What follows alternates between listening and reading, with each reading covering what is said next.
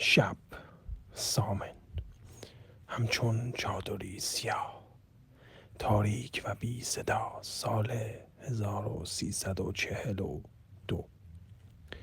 باد سرد از لابلای کوها می‌وزید و صدای زوزه سگ‌ها و جیرجیرک‌ها به گوش می‌رسید. قلعه مرادخان دقیقاً کنار قبرستان سالها خالی از سکنه شده بود. یک سکوت سنگین و عمیق داشت، انگار هیچ چیز نفس نمی‌کشید. اما وسط سامن، مین خونه حسن بی، ساق، روسم و علی بی دور کرسی نشسته بودند. کرسی گرم اما هوای بیرون سرد و یخ زده. فضای اتاق سنگین و پر از سکوت بود. یهو ساق برگشت و گفت: بیاین امشو بفهمیم کی از همه نترس‌تره. روسم با لبخند جواب داد: شید سرت داری. علی بی گفت: قبوله آقا، قبوله. ساق از توی بقیه یک کیسه کوچک در آورد. بازش کرد، میخ آهنی زنگ زده و چکشش را بیرون آورد. امین قلعه مرادخان رد مایم، میریم سر قبر سر قبر حسن بی. این میخ مکویم و ورمگردیم. نفر بعدی هم میره در میارش، بریم که کی همه نترس‌تره و مردتره. روسم با خیالی گفت: گور به ترس، بریم. قبرستان. تاریکی مطلق، نه ماه نه چراغ، فقط صدای سگ محمد آقا از دور می آمد و خشخش برگ ها زیر پای کسایی که رد می شدن. قبر حسن بی درست وسط قبرستان با سنگی بلند با نوشته حکاکی شده و بعد از خانه قلعه مرادخان قرار داشت. نفر اول، ساق رفت. آرام و بی صدا رفت، خودش هیچ حرف نمی زد. قلعه مرادخان رو رد کرد و به قبر رسید. نشست، میخ رو گذاشت، چکش رو بلند کرد. تق تق تق.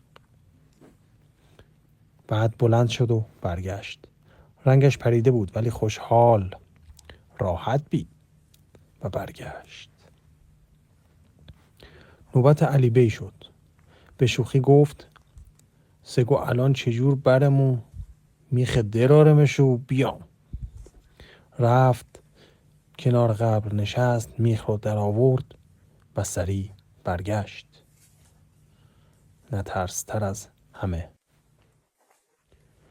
نوبت روسم رسید. میخ رو گرفت و به سمت قبرستون رفت. از داخل قلعه مرادخان که رد می شد صدای پایی شنید. نفسش تند شد.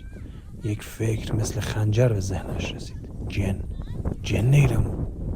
رد شد و رفت. رسید کنار قبر، نشست. روسم وسط تاریکی در حالی که نمی توانست درست ببیند، میخ را درست روی گوشه پالتوش روی زمین کوبید. تق تق تق. روسم میخ رو کوبیده بود وسط پالتوش، اما خواست بلند شود ولی نتوانست. یک چیزی پالتوش را نگه داشته بود. نفسش تندتر شد.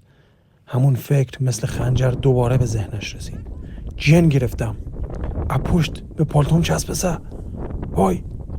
دستش را کشید اما حرکت نمی کرد. صدایی نبود اما نفس چیزی پشت گردنش حس می کرد. همان نفس سرد اما زنده. قلبش تون می زد و از جا می خواست در بیاید. چشمهایش سیاهی رفت و افتاد. صبح شد. ساق و علی بی کنار قبر ایستاده بودند. دلشان توی دلشان نبود. کنار قبر روسم افتاده بود. هنوز بی حرکت بود. رنگش مانند خاکستر میخ درست وسط پالتوش کوبیده شده بود.